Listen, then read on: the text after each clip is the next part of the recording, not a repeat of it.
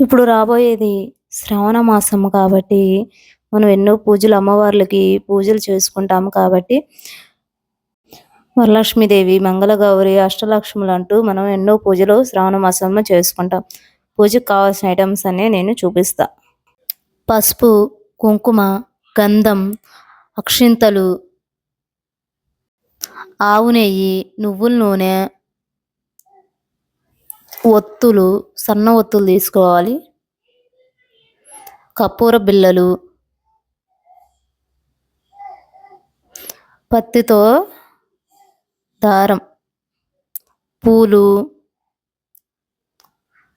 గాజులు, ఎర్ర గాజులు, పచ్చ గాజులు, అరటికాయలు, చిట్టి గాజులు మాల బయట మార్కెట్లో దొరుకుతాయి. చిట్టి గాజు ముత్యాలలాగా ఉంటాయి. పత్తితో ఎర్రమాల, డబ్బులు, ఒక్కలు లేదా సోప్ ప్యాకెట్లు, కుంకం, లవంగాలు, యాలుక్కాయలు, తామర గింజలు, విష్ణు చక్రాలు, గోమతి చక్రాలు గవ్వలు, గురువింజ గింజలు, ధూప్ కిట్స్, కడ్డీలు, తెల్లదారపకండ, పసుపు కొమ్ములు, ఎండు ఖర్జూరం, బియ్యం, మంచి బియ్యం తీసుకోవాలి, పిండితో ముగ్గు, బియ్యపిండి, శనగలు అమ్మవారికి నైవేద్యానికి.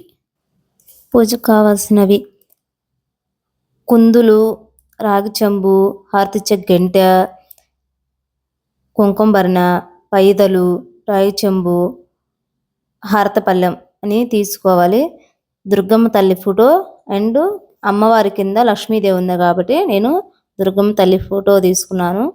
అష్టలక్ష్ముల నాణ్యం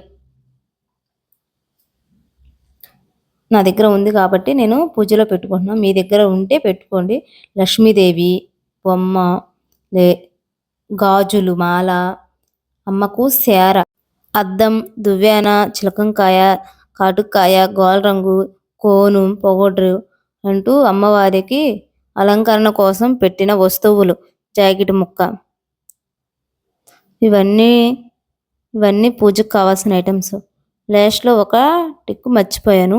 2 పీటలు, కలశానికి తెపాల అండ్ 2 విస్తరాకులు, క్లాత్, మ్యాటు ఇవన్నీ పెట్టుకోవాలి. అమ్మవారికి కావాల్సిన ఐటమ్స్ అన్నీ ఇవన్నీ మనము పూజకు సంబంధించినవి.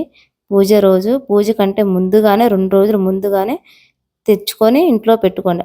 పూజ రోజు హడావిడి పడవద్దు. వీటితో పాటు మేము అమ్మవారిని కూడా తయారు చేసి అమ్మవారిని అద్భుతంగా ఎలా ఉందో చూడండి. పూజకు సంబంధించిన వీడియోలు మరెన్నో వీడియోస్తో మళ్ళీ వస్తా. బాయ్.